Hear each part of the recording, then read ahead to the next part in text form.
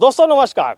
हम इस समय भक्त प्रहलाद नगरी में खड़े हैं और आपको लाए हैं यहाँ पे होली का महत्व जानने के लिए कि हरदोई का क्या महत्व है होली में, ये जानते हैं। और यहाँ के जो पुजारी हैं यहाँ का पौराणिक महत्व पूछते हैं और आपको बताते हैं। यहाँ जो महत्व है होली का, ये होली का अपने हरदोई में क्या महत्व है, इसको क्या पौराणिक बातें हैं, ये आपसे हम और हमारे दर्शक जानना चाहते हैं। हरदोई न होती न होली का त्यौहार होता। यह त्यौहार जय और विजय नामक भगवान के गण थे, जो सप्तऋषियों का अपमान करने के पश्चात स्वर्ग से निकाल दिए गए थे। वो श्रापित हुए कि भविष्य में तुम राक्षस हो गए। वही आकर माता अदिति और महर्षि कश्यप के पुत्र बनकर हिरण्यकश्यप हिरण्याक्ष नाम से प्रकट हुए। माता अदिति ने जब गर्भ धारण किया, उसके पश्चात विद्वानों से पूछा, मेरे गर्भ में जो संतान है वो कैसी होगी। विद्वानों ने बताया, ये ब्राह्मण, साधु और संतों और देवताओं को पीड़ित करने वाली होगी। माता ने 100 वर्ष तक बच्चा पैदा नहीं होने दिया। देवताओं के निवेदन पर हिरण्याक्ष और हिरण्यकश्यप का जन्म हुआ। होलिका बाद में पैदा हुई। जब भगवान को इस चिंता सताई कि पृथ्वी जो है जलमग्न है, पाताल में रखी हुई है, तीनों देवताओं ने मंत्रणा की कि सृष्टि का सृजन करना चाहिए। जब सृष्टि की बात आई तो देवादिदेव महादेव ने कहा कि नारायण, पृथ्वी तो पाताल लोक में है, कैसे आई। भगवान नारायण ने कहा कि इसकी चिंता हमारे पर छोड़ दो। उन पाताल में 12 का रूप रखा और पृथ्वी को लेकर चलने लगे। तो वहाँ पे हिरण्याक्ष उसकी रखवाली कर रहा था।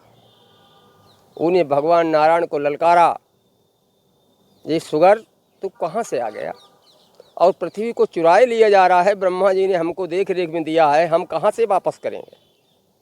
भगवान नारायण और हिरण्याक्ष का 5000 वर्ष तक युद्ध चलता रहा। अंत में हिरण्याक्ष मारा गया।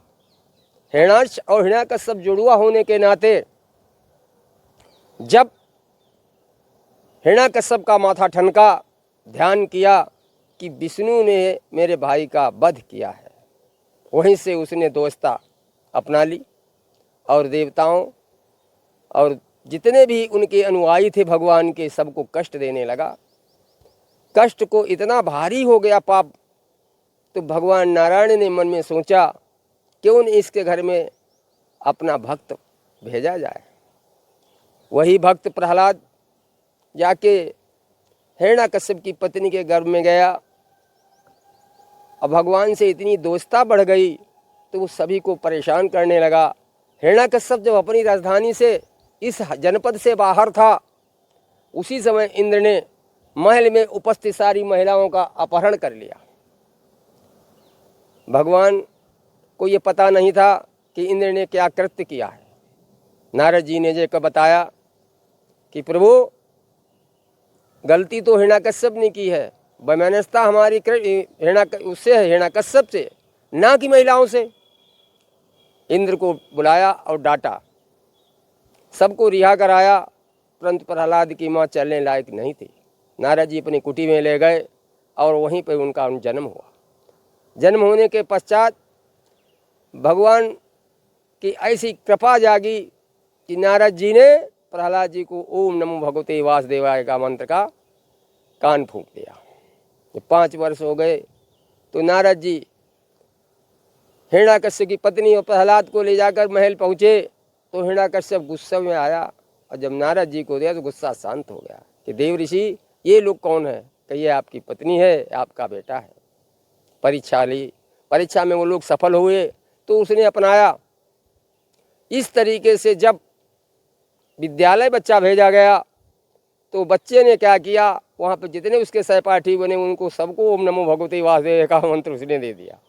सभी भगवान नारायण का जाप करने लगे। क्रोधित हो गया, आग बबूला हो गया। अध्यापकों को इतना दंड दिया कि मृत्यु के घाट उतारा। उसने कहा, ये लड़का हमारा दुश्मन इतना बन गया है, जो हमारा बैरी है उसी की प्रशंसा दिन रात किया करता है। तो इस तालाब में उसने कई बार उसे डुबोने के लिए फेंका। ये सामने तालाब जो है, इसी में उसे फेंका, सर्पों फेंके, परंतु उसका कुछ बाल बांका नहीं कर पाए। सामने एक प्रथम बार तो उसने अपनी बहन होलिका को भेजा। होलिका से कहा, तुम्हारे पास वो शक्ति है जिसको तुम अग्नि में बैठ करके स्वयं को बचा लोगी और इसे अपने हमारे रास्ते से हटा दोगी। होलिका लेके बैठी और दुशाला जो था उसके पास, जो वरदानी दुशाला था, देवताओं के द्वारा दिया गया था, ओढ़ती थी तब अग्नि नहीं प्रभाव डालती थी। प्रहलाद को लेके जब बैठी तो नारायण का ध्यान प्रहलाद के ऊपर था। पवनों से आदेश दिया कि तुम इन्हें तेज से चलो, ये दुशाला इसके ऊपर ना रहे बल्कि मेरे भक्त के ऊपर पड़े।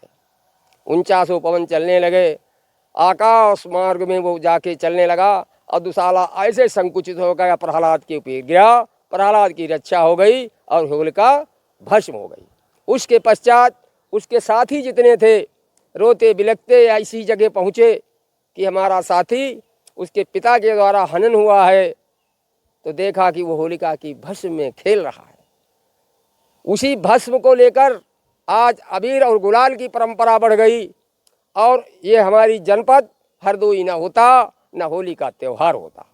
आज से क्या हमारे पूरे विश्व में, पूरे प्रदेश में, देश में होली का त्यौहार बड़े हर्ष उल्लास के साथ मनाया जाता है।